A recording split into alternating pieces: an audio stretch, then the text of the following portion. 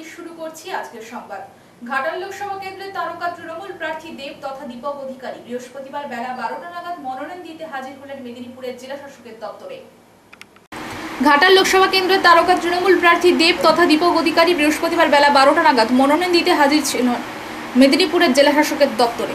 সকালে ঘাটালে একটি রক্তদান শিবিরে রক্তদান করে মেদিনীপুরে হাজির হয়েছিলেন মনোনয়ন জমা দেওয়ার জন্য। মেদিনীপুর শহরে ফেডারেশন হলে এসে প্রাক্তন তৃণমূলের প্রয়াত বিধায়ক মৃগেন মাইতির মূর্তিতে মালা দিয়ে শ্রদ্ধা জানিয়ে রোড শো করে হাজির হন জেলা শাসকের দপ্তরে। এরপর শৃঙ্খলাবদ্ধ হয়ে মনোনয়ন পর্ব সম্পূর্ণ করেন।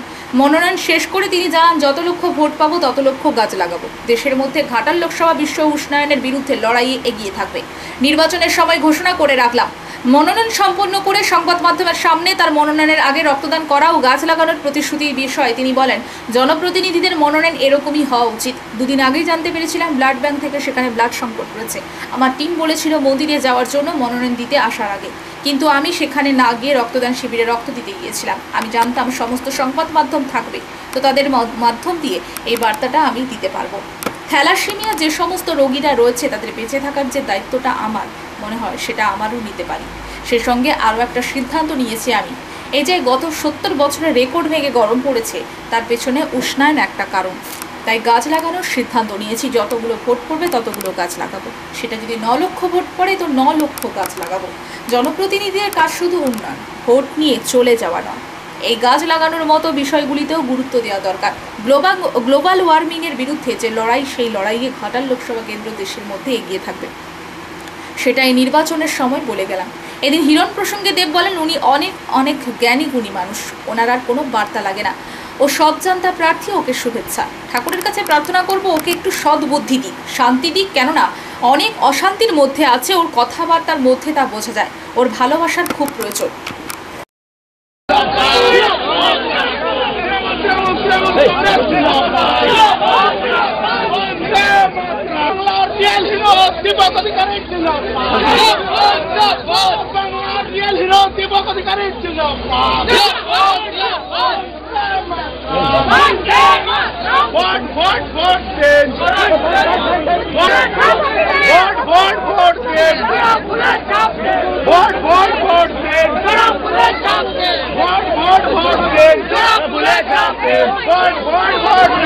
চলো আমরা এগিয়ে যাই, চলো ছবি নিচ্ছ।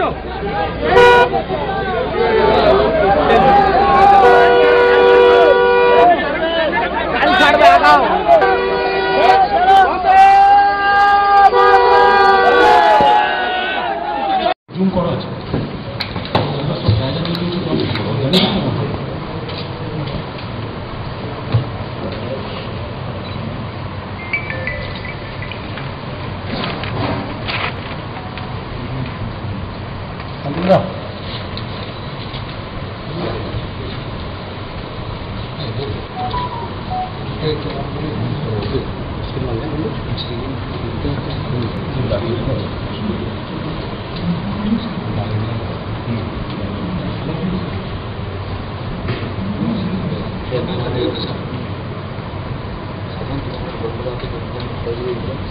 ভাই, একটু হাসি মুখ।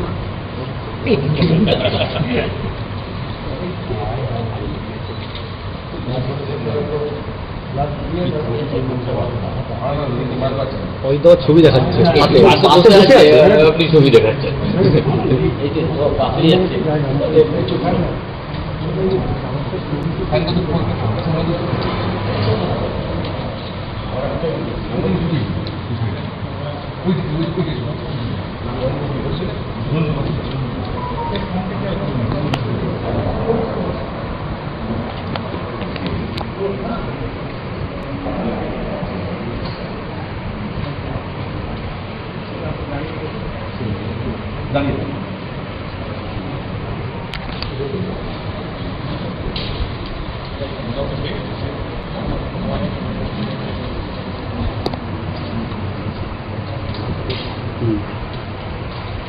চলছে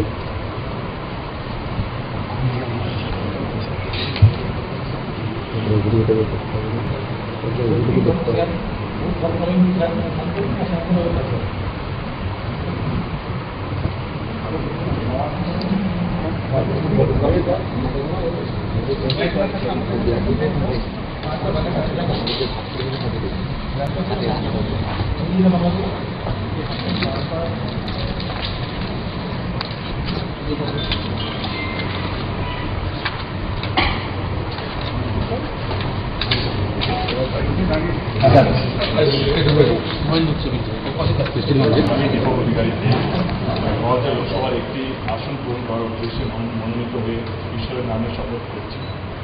সত্যনিষ্ঠার সাথে প্রতিজ্ঞা করছি যে আমি বিধি দ্বারা প্রতিষ্ঠিত ভারতের সংবিধানের প্রতি সম্পূর্ণ শ্রদ্ধা ও নিষ্ঠা জ্ঞাপন করব এবং আমি ভারতের সর্বপ্রথম অখণ্ডত্ব অক্ষুণ্ণ রাখব।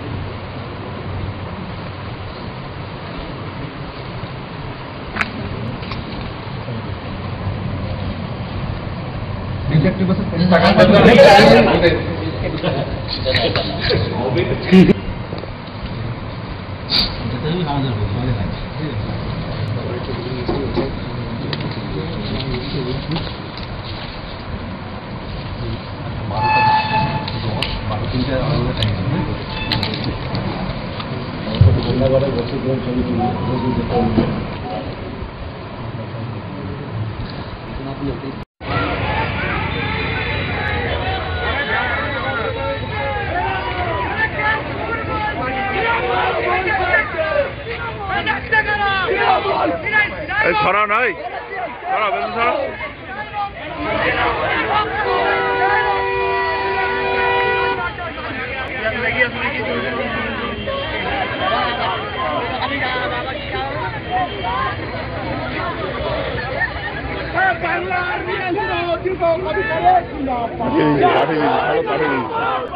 লিখো লিখো লিখো পাঠিয়ে দিচ্ছি।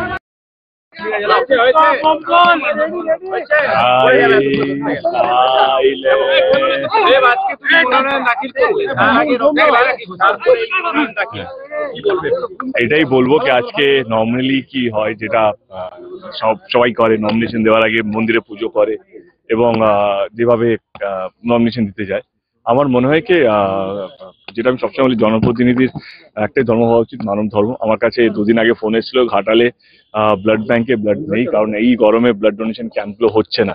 আমার মনে হলো মন্দিরে না গিয়ে যেহেতু আমার টিম বলেছিল মন্দিরে যাওয়ার জন্য হলো মন্দিরে না গিয়ে অন্তত আজকের দিনে যেহেতু মিডিয়া আমার সঙ্গে থাকবে এই কথাটাও মানুষের কাছে পৌঁছবে। এই গরমে ব্লাড ব্যাংকের অবস্থা সত্যি খুব খারাপ কারণ ব্লাড ক্যাম্পগুলো হচ্ছে না। ব্লাড দিলাম এবং থ্যালাসেমিয়া পেশেন্টগুলো যারা ব্লাড পাচ্ছে না তাদের বেঁচে থাকার যে সুযোগটা সেটা আমার মনে হয় সেটা আমাদের সবারই দায়িত্ব সেটা। এবং আজকে আমি আরেকটা সিদ্ধান্ত নিয়েছি যে এই যে গরম পড়ছে যে 70-80 বছর এত গরম কোনোদিনও এপ্রিল মাসে পড়েনি।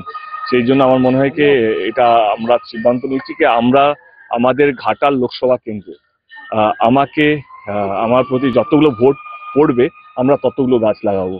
যদি 9 লাখ ভোট পড়ে তাহলে 9 লাখ গাছ লাগাবো, 10 লাখ পড়লে 10 লাখ, 5 লাখ পড়লে 5 লাখ গাছ লাগাবো। কারণ এই গ্লোবাল ওয়ার্মিং এর সঙ্গে লড়াই করার জন্য একমাত্র উপায় হচ্ছে কি আমাদেরকে আরো গাছ লাগাতে হবে। তো সেই সিদ্ধান্ত আজকে আমরা নিলাম কি জনপ্রতিনিধির শুধু কাজ এটা নয় কি ভোট নিয়ে পালিয়ে যাওয়া বা ভোট নিয়ে শুধু এই যে উন্নয়নের কাজ। আমার মনে হয় সেটা আমাদেরকে গ্লোবাল ওয়ার্মিং নিয়েও আমাদেরকে ভাবতে হবে। এই যে গরম বাড়ছে আমার মনে হয় কি এই গ্লোবাল ওয়ার্মিং লড়াইয়ে এই ভারতবর্ষে সেখানে ঘাটাল লোকসভা কেন্দ্র সবচেয়ে এগিয়ে থাকবে। ইলেকশন আগে আমি এটা বলে গেলাম। ঘাটাল মাস্টার প্ল্যানকে বাজি রেখে দেব লড়াইয়ে নেমেছে, কি বলবেন? আমার মনে হয় শুধু ঘাটাল মাস্টার প্ল্যান এই যে আজকে ছোট ছোট জিনিসগুলো মানে ছোট নয় এই যে ব্লাড ডোনেশন ক্যাম্প এই যে রক্ত পাচ্ছে না থ্যালাসেমিয়া পেশেন্টগুলো সেগুলো তো আমার দায়িত্ব। আমার এরিয়াতে ব্লাড ব্যাংকে ব্লাড কমে যাচ্ছে সেটা আমি তোমাদের মাধ্যমে যখন মানুষ জানতে পারবে কারণ সত্যি তো এই গরমে কেউ ঘর থেকে বেরোচ্ছে না, ক্লাবগুলো সেরকম ভাবে মানে হয় না করছে হয়তো সেরকম ভাবে ব্লাড পৌঁছচ্ছে না, সেটাও তো একটা দায়িত্ব। শুধু ঘাটাল মাস্টার প্ল্যানকে সামনে রেখে ভোট করছে সেটা তো হয় না। গাছপালা কেটে দেওয়া হচ্ছে, গ্লোবাল ওয়ার্মিং হচ্ছে, যেভাবে গরম বাড়ছে। এবারে এই সিদ্ধান্তটা আমার মনে হয় না ভারতবর্ষে কেউ নিয়েছে, কি যতগুলো ভোট পাবে ততগুলো গাছ। আমার মনে হয় সমস্ত দল যদি এটা ভাবে, তাহলে এই যে গ্লোবাল ওয়ার্মিং এ যে আমরা ভাবছি না কি করব, একটা সিম্পল সহজ উপায়, একটা গাছ লাগাতে কতক্ষণ লাগে। এবং আমার মনে হয় এই যে কন্ট্রিবিউশন ঘাটাল মাস্টার প্ল্যানটা হয়তো সরকার করবে, কিন্তু এই যে গাছ লাগানোটা, আমার মনে হয় ঘাটালের প্রত্যেকটা মানুষ তার অধিকার পাবে। প্রত্যেকটা মানুষ সে এবারে নিজে গাছ লাগাবে তার ভোটের মাধ্যমে। তো আমার মনে হয় এইটাও তো একটা সিদ্ধান্ত, মানে শুধু ঘাটাল মাস্টার প্ল্যানকে সামনে রেখে তো ভোট দিতে চাই না। মানে জনপ্রতিনিধি কাজটা কি, সবাইকে বাঁচিয়ে রাখা, সবাইকে আগলে রাখা। শুধু এই যে গরমের মধ্যে মাঠে বেরোচ্ছে না, সব কটা গাছ অর্ধেক হয়ে পড়ে আছে, কেউ মরে গেছে। আমি বলছি 8 লাখ গাছ যদি আমি লাগাই, আমি বলছি সবটাই তো বাঁচবে না, কিন্তু আমি যদি 3 লাখ 4 লাখ গাছও যদি বাঁচাতে পারি, বা 40% গাছও যদি বাঁচাতে পারি, তাহলে আমি বলবো কি সেটাও একটা ভালো কাজ। তোমার মূল প্রতিদ্বন্দ্বী হিরণকে কি বার্তা দেবে আজকে নমিনেশনের দিনে? বাবা, ও অনেক গুণী মানুষ, অনেক অনেক জ্ঞানী মানুষ, ওকে আর কোনো বার্তা না, কারণ আমার মনে হয় ও সব জানতা প্রার্থী। তো ওকে শুভেচ্ছা, এবং ঠাকুরের কাছে প্রার্থনা করবো ওকে একটু সদ্বুদ্ধি দিক এবং শান্তি দিক। কেন খুব অশান্তির মধ্যে আছে কথাবার্তার মধ্যে, যেটা বোঝা যায়। এবং একটু ভালোবাসা, সত্যির ভালোবাসার প্রয়োজন, কারণ মানুষ খিটখিটে কখন হয়, যখন ভালোবাসার মানুষ পায় না, যখন আশেপাশে কেউ ভালো বলার মানুষ থাকে না, ভালোবাসা দেখানোর মানুষ থাকে না।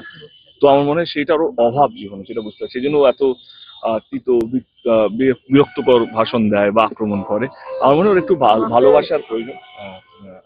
আমার বুক ভরা ভালোবাসা আজকের দিনে, যেহেতু আজকে আমার নমিনেশন ওকে রইল, এবং আমি ঘাটালের মানুষকে বলবো ছেলেটা খুব একটা খারাপ না, রাজনীতিতে এসছে জিততে চায়, আর জেতার জন্য ও এই রাস্তাটা নিয়েছে। ওকে শুভেচ্ছা, এবং আমার ঘাটালবাসীর পক্ষ থেকে, যেহেতু 10 বছরের সাংসদ এখানে ঘাটাল লোকসভা কেন্দ্রের থেকেও ওকে শুভেচ্ছা। ভালো হোক, ঘাটাল যেন শান্তিময় থাকে, এটাই ঠাকুরের কাছে প্রার্থনা করবো। আগামীকাল কুণাল ঘোষকে তার পদ থেকে সরিয়ে দিয়েছেন, কি বলবেন? কি বলবো, কুণালদা মানে আমি আমার মনে হয় এটা দলের ব্যাপার। দল যেটা ভালো সিদ্ধান্ত নেবে দলের জন্য, সেটা দলকে আমাকে সমর্থন করতে হবে, কারণ আমিও দল করি। কেশপুরের গোষ্ঠী কন্দল দেবের পায়ে কতটা কাটা ফোটাচ্ছে? কোথায়, সবাই তো আজকে এসছে। অ্যাকচুয়ালি এটা তুমি ঠিক বলেছো, দেব বলে হয়তো কাটা ফোড়াতে পারছে না, এটাও তো একটা আমার মনে হয় কি, দেব দল যত বড় হবে তত লোকের গন্ডলটা, মানে এই যে কি বলবো এটা, কি বলছো তুমি, কি শব্দটা ইউজ করলে, গোষ্ঠীদ্বন্দ্ব, দলীয় গোষ্ঠীদ্বন্দ্ব, এটা বাড়বে। আমার মনে হয় সেটা শুধু টিএমসি না, বিজেপির মধ্যেও চলছে। যে কোনো বড় দল, সেখানে সব জায়গায় এটা হচ্ছে। বাট আমার মনে হয় কি প্রার্থীর দায়িত্ব সবাইকে নিয়ে কাজ করা এবং ভোটটা করানো। এবং আমার মনে হয় কি এইবারে 2024-এ আমি দায়িত্ব নিয়ে বলে যাচ্ছি, 2019-এ যা রেজাল্ট হয়েছিল আমার, তার থেকে খুব ভালো রেজাল্ট 2024-এ হতে চলেছে। এটা আমি পরিষ্কার চোখের সামনে দেখতে পাচ্ছি। আর এই পরিষ্কারটা দেখতে পাচ্ছি কারণ দলের সমস্ত কর্মীরা মাঠে নেমেছে এবং বাড়ি বাড়ি গিয়ে প্রচার করছে বলে বলতে পারছি। আমি নিজের জন্য বলছি না দেব এসে গেছে বলে ভোট, না। আমার কনফিডেন্স, আমার দলের কর্মীরা, আমার দলের নেতারা, আমার দলের এমএলএরা, বুথ কর্মীরা, আমাদের অঞ্চল সভাপতিগুলো সবাই মাঠে নেমেছে এবং মানুষের কাছে যাচ্ছে, কাজ করছে। তো মানুষও বুঝতে পারছে কে কোন দল কি কথা দিচ্ছে এবং আমার দল কি কাজ করছে। মানুষ তো চলে গেলেন, মানুষ কোথায় চলে গেল? আরে বেঁচে আছে লোক। আরে কি করবো, এখানে তো এখানে 1+4 ছিল, আমার 3 জন প্রপোজার অলরেডি ছিল, তো 1+4 এবং আমার যিনি ইলেকশন এজেন্ট তিনি থাকবেন। তার বাইরে তো আমাকে নিয়ম মানতে হবে, আমি দেব বলে তো সব নিয়ম তো ভাঙতে পারবো না। তো আমার এজেন্ট যিনি সুকুমার দা ছিলেন তিনি, এবং আমার 3 জন এমএলএ যারা প্রপোজার ছিল, এবং এই প্রপোজারের নামটা কিন্তু মানুষদাই বলেছে। এই যে যারা আমাদের 3 জন ছিল, মানুষদার সঙ্গে আলোচনা করে হয়েছে, এবং আমাকে ইলেকশন যিনি আরো ছিলেন রিটার্নিং অফিসার, তিনি বললেন যে স্যার একটু চার্জ 3+1 অ্যালাউড আছে। তো আমাকে তো নিয়ম মেনেই চলতে হবে, আর আমি, তোমরা সবাই জানো যে নিয়ম মেনেই আমি সব কাজ করি। মনোনয়ন জমা দেওয়াকে কেন্দ্র করে ফের উত্তপ্ত হয়ে উঠল তমলুক। একদিকে বিজেপির চোর চোর স্লোগান, অপরদিকে পাল্টা তৃণমূলের চোর চোর স্লোগানে উত্তপ্ত হয়ে উঠল এলাকা। মনোনয়ন জমা করাকে কেন্দ্র করে ফের উত্তপ্ত হয়ে উঠল তমলুক। একদিকে বিজেপির চোর স্লোগান, অপরদিকে পাল্টা তৃণমূলের চোর স্লোগানে উত্তপ্ত হয়ে উঠল এলাকা। পূর্ব মেদিনীপুরের তমলুক এবং কাঁথি লোকসভা কেন্দ্রের 3 প্রার্থী দেবাংশু ভট্টাচার্য, সৌমেন্দু অধিকারী এবং উত্তম বারিক এদিন মনোনয়ন জমা দেন। বাইরে 2 দলের সমর্থকরা রাস্তার 2 ধারে দাঁড়িয়েছিলেন। সেই সময় বিজেপির পক্ষ থেকে চোর চোর স্লোগান দেওয়া হতে থাকে তৃণমূল সমর্থকদের দিকে লক্ষ্য করে। অপরদিকে তৃণমূল সমর্থকরা মাইক বাজিয়ে পাল্টা চোর স্লোগান দিতে থাকে। উত্তপ্ত হয়ে ওঠে পরিবেশ, উত্তপ্ত বাক্য বিনিময় চলে। পরে পুলিশ গিয়ে পরিস্থিতি সামাল দেয়। মনোনয়ন পর্বে এমন উত্তেজনা যে নির্বাচন পর্ব পর্যন্ত গড়াবে তা নিয়ে সন্দেহ নয়। বিজেপি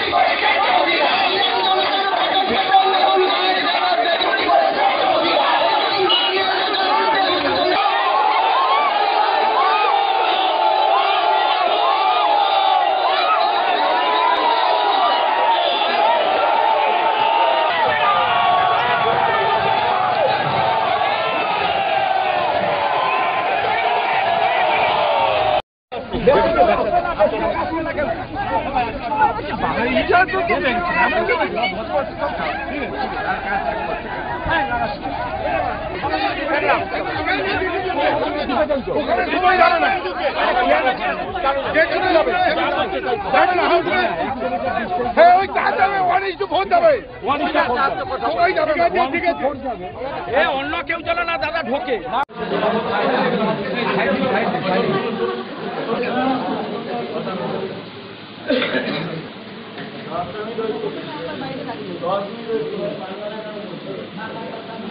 আর ঢুকতে দিবেন এটা কেন আমি বুঝতে পারিনি। সেখানে ঢুকলে এখানে ঢুকতে দিবেন, 30তে ঢুকতে 31 ঢুকতে দিবেন, 30তে ঢুকতে দিবেন। ম্যাডামকে ফোন কর।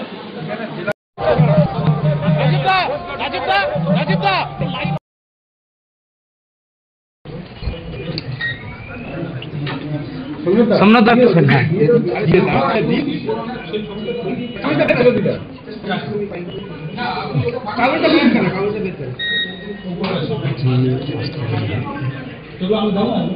হ্যাঁ আমরা করে না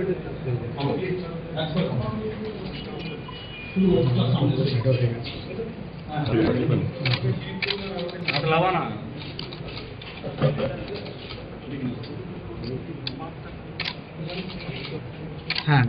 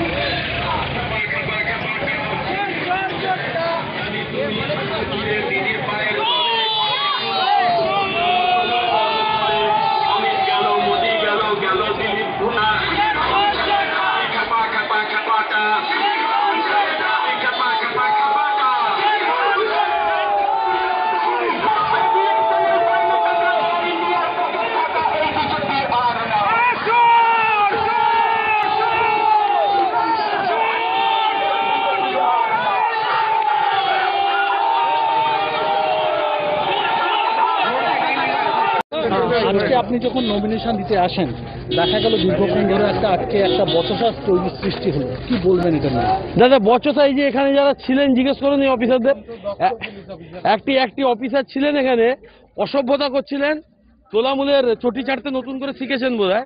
এখানে শিশির বাবুকে আটকে রেখেছেন আমার প্রপোজার, আর দুই বিধায়ক আমাদের শান্তনু প্রামাণিক আর রবীন্দ্রনাথ মাইতি দুজনকে আটকে রেখেছেন।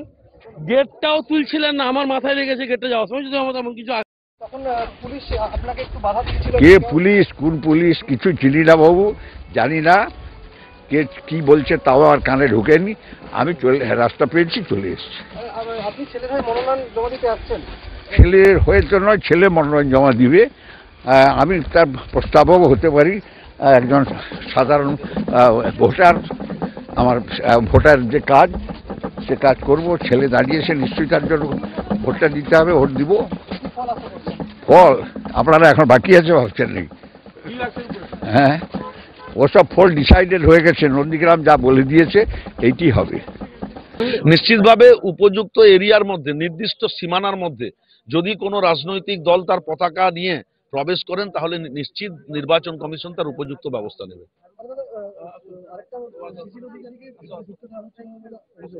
আগেও বলেছি, আপনাকে পরেও বলছি, নির্বাচন কমিশনারের একটি বিধি আছে, সেই বিধি মেনে সমস্ত রাজনৈতিক দলকে বা ইন্ডিপেন্ডেন্ট যারাই প্রার্থী হবেন তাদেরকে চলতে হবে। প্রার্থী সহ 4 জন প্রবেশ করতে পারবেন, 4 জনের বেশি প্রবেশ করতে পারবেন না। আপনি যদি মনে করেন যে না আমি গোহারান হারবে তার আগে থেকে বাহানা গিয়ে রাখছে। গোহারান হারবে বাহানাটা গিয়ে রাখছে। উনি যখন 21-এ দিতেন তখন ইভিএম সাফ সুতরা, আর এখন যখন হারা নিশ্চিত হয়ে গেছে তখন বিজেপি প্রার্থী অগ্নিমিত্রার প্রচার চলাকালীন তৃণমূল ছেড়ে বিজেপিতে যোগদান করলেন বেশ কয়েকজন তৃণমূল কর্মী সমর্থক। বিজেপি প্রার্থী অগ্নিমিত্রার প্রচার চলাকালীন তৃণমূল ছেড়ে বিজেপিতে যোগদান করলেন বেশ কয়েকজন তৃণমূল কর্মী সমর্থক। বৃহস্পতিবার পশ্চিম মেদিনীপুর জেলার কেশারী বিধানসভার দাঁতনে প্রচার করেছিলেন মেদিনীপুর লোকসভা কেন্দ্রের বিজেপি প্রার্থী অগ্নিমিত্রা পল।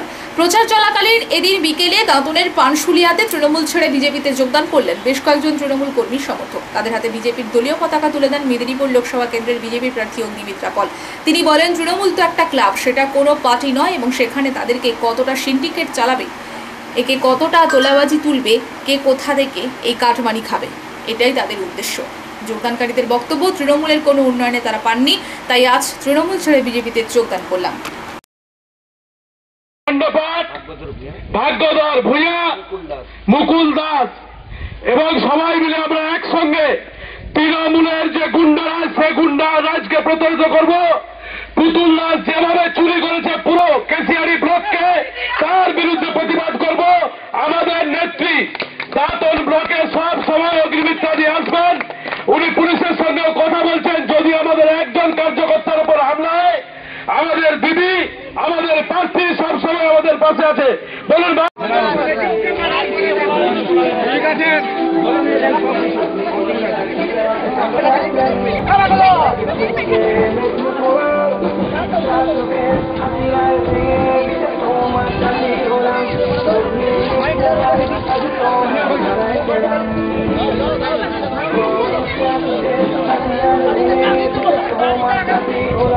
তীব্র দাবদাহের মধ্যে মাঝরাতে জলের তৃষ্ণা মেটাতে নাকা পয়েন্টে হানা দাঁতালে।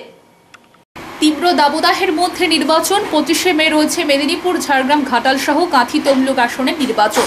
এই নির্বাচনকে ঘিরে চলছে মনোনয়নপত্র দাখিলের কাজ। বৃহস্পতিবার পশ্চিম মেদিনীপুর ও পূর্ব মেদিনীপুর জেলা জুড়ে চলল মনোনয়নপত্র দাখিলের কাজ। অপরদিকে পশ্চিম মেদিনীপুর জেলার প্রায় প্রতিটি বিধানসভা এলাকায় শাসক বিরোধী সমস্ত রাজনৈতিক দল তাদের নির্বাচনী প্রচার জোর কদমে শুরু করেছে। বৃহস্পতিবার বেলদা 2 অঞ্চল তৃণমূলের পক্ষ থেকে বেশ কিছু বুথ এলাকায় মিছিল করেন। বেলদা শহর বুথে নেতৃত্ব দেন গ্রাম প্রধান জ্যোতিকা পাল, উপপ্রধান রবীন্দ্রনাথ অধিকারী, মহিলা নেত্রী সুপর্ণা জৈন সহ প্রমুখ। পাশাপাশি মোহাম্মদপুর এলাকায়ও মিছিল করেন কর্মী সমর্থকরা। লক্ষ্মীর ভান্ডার সহ নানা সরকারি প্রকল্প তুলে ধরা হয় এই মিছিলে। পাশাপাশি বিরোধী রাজনৈতিক দলের প্রার্থীও সকাল থেকে কেশারী বিধানসভা এলাকার বিভিন্ন এলাকায় নির্বাচনী প্রচার করেন।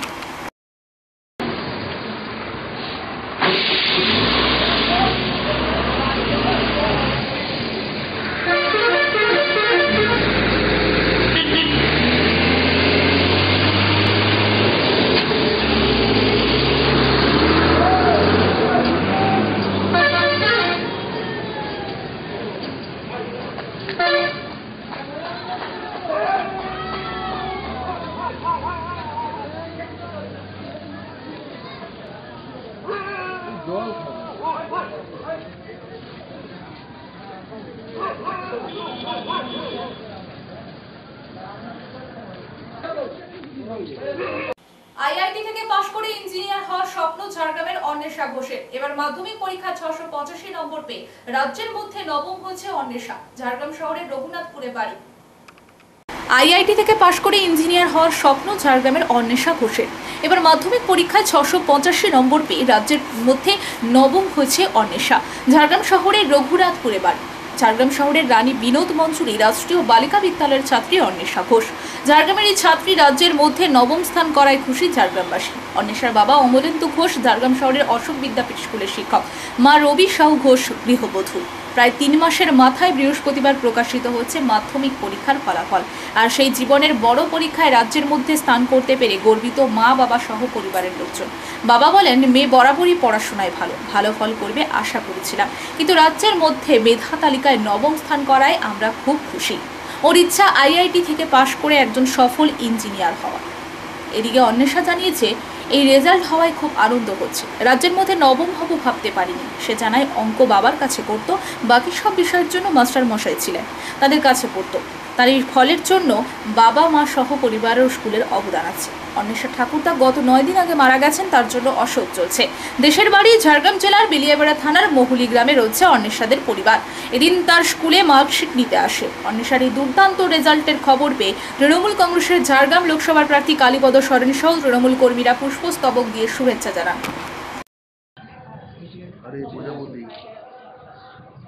ভাই আঙুলটা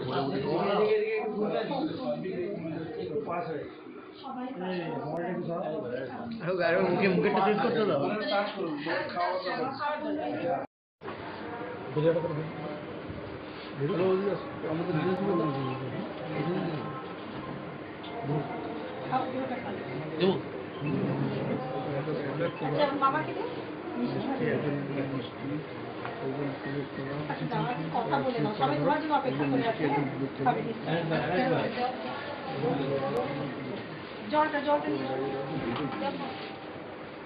ছোট্ট করে না ছোট করে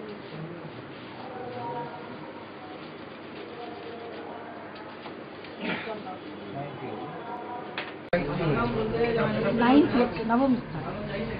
কে পেয়েছে? অন্বেষণ ঘোষ। পড়াশোনা কিরকম ছিল? আপনার প্রত্যাশা করেছিলেন? হ্যাঁ অবশ্যই, এবার আমরা প্রত্যাশা করেছিলাম আমাদের আসবে টপ 10-এ, তবে একাধিক জন আসবে ভেবেছিলাম। সেখানে অন্বেষা দেখলাম একা আছে, তারপরেও আছে গায়ে গায়ে অনেক নম্বর আছে।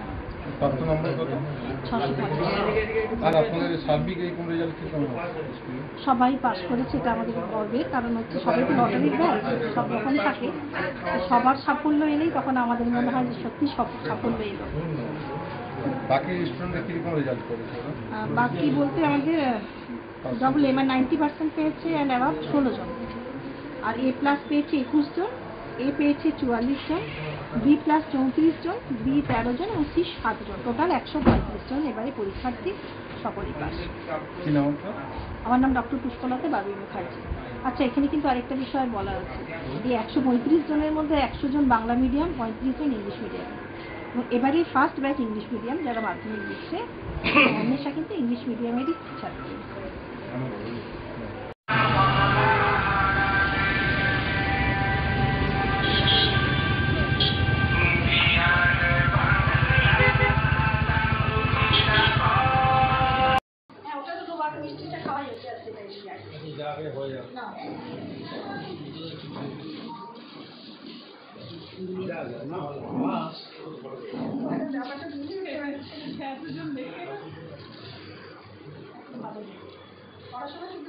প্রাপ্ত নম্বর কত হয়েছে?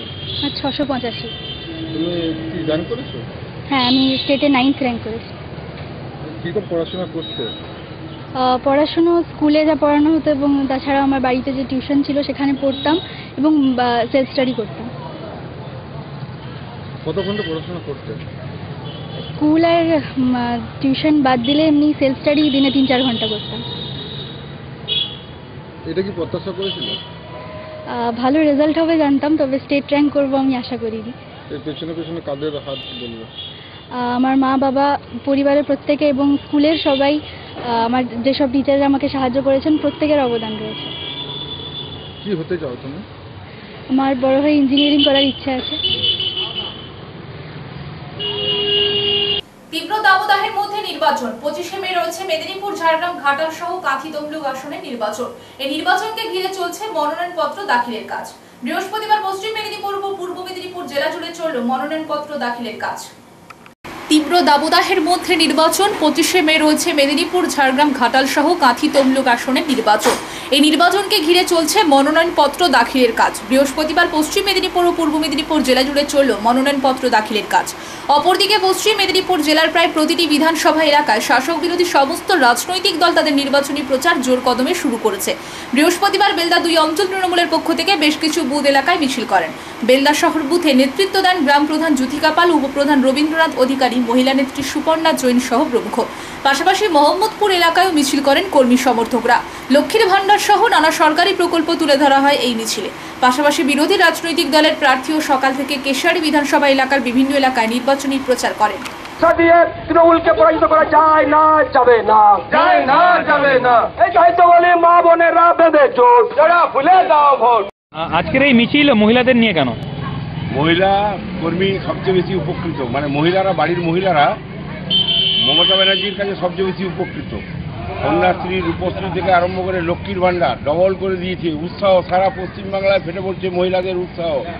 আজকে বেলদাও তার ব্যতিক্রম নয়। 130-31 নম্বরের সমস্ত মহিলারা ঝাঁপিয়ে পড়ছে, দিদির জয়গান গাইছে।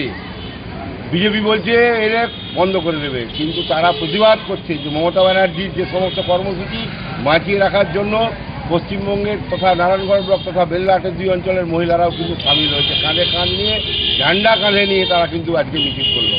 আপনার নাম? আমার নাম রবীন্দ্র অধিকারী, উপপ্রধান বেলঘাট। ইউসিসি বিল বাতিল সহ 9 দফা দাবিকে সামনে রেখে ঝাড়গ্রাম শহরে বিশাল জনসভা ও র্যালি করল ভারত জাকাতবাজি পরগনা মহল। ইউসিসি বিল বাতিল সহ 9 দফা দাবিকে সামনে রেখে ঝাড়গ্রাম শহরে বিশাল জনসভা ও র্যালি করল ভারত জাকাতবাজি পরগনা মহল। ইউসিসি বিল বাতিল, ফেক এসটি সার্টিফিকেট সহ একাধিক দাবি নিয়ে ভারত জাকাতবাজি পরগনা মহলের পক্ষ থেকে বৃহস্পতিবার ঝাড়গ্রাম শহরে একটি মিছিল ও পথসভার আয়োজন করা হয়। সংগঠনের পক্ষ থেকে ঢেঙ্গা হাস্তা জানান, ফেক সার্টিফিকেট, সারনাথ ধর্মের কোড সহ একাধিক দাবি দেওয়া নিয়ে আমাদের আন্দোলন চলছে। কেন্দ্র সরকার যদি আমাদের এই আন্দোলন না শুনে আগামী দিনে বৃহত্তর আন্দোলনে যাব এবং গোটা ঝাড়গ্রামকে স্তব্ধ করে দেওয়া হবে।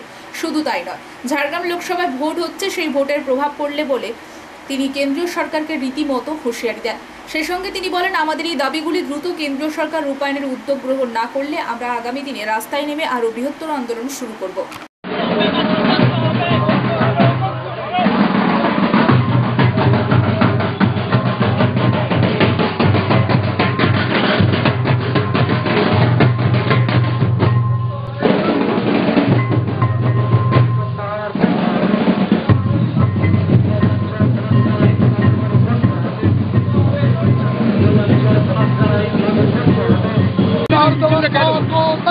মিছিলটা আমাদের আজকে যে মিছিলটা ভারতীয় জাকাতবাজি পরগনা মহলের পক্ষ থেকে বিক্ষোভ সমাবেশে যে মিছিলটা আয়োজন করা হয়েছে কেন্দ্র সরকারের ইউসিসি বিলের বিরুদ্ধে, ফেক সার্টিফিকেটের বিরুদ্ধে এবং নারী ধর্ম কোড দিতে হবে, 2006 বনাধিকার আইন এটা বাতিল করে 2023-এ যে বনাধিকার আইন পাস করা হয়েছে সেটাকে ক্যান্সেল বাতিল করতে হবে।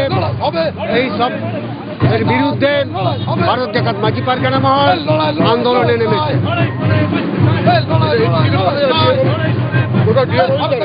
না, আমাদের আজকে পথসভা হচ্ছে, তারপরে স্ট্রিট কর্নার হবে। এরপরে যদি কেন্দ্র সরকার ইউসিসি বিল প্রত্যাহার না করে ভারত জাকাতবাজি পরগনা মহল ঝাড়গ্রাম জেলাটাকে স্তব্ধ করে দিবে এবং এটার প্রভাব ভোটে পড়তে পারে। আমার নাম ঢাঙ্গা হাসদা, ভারত জাকাতবাজি পরগনা মহল, ঝাড়গ্রাম জেলা।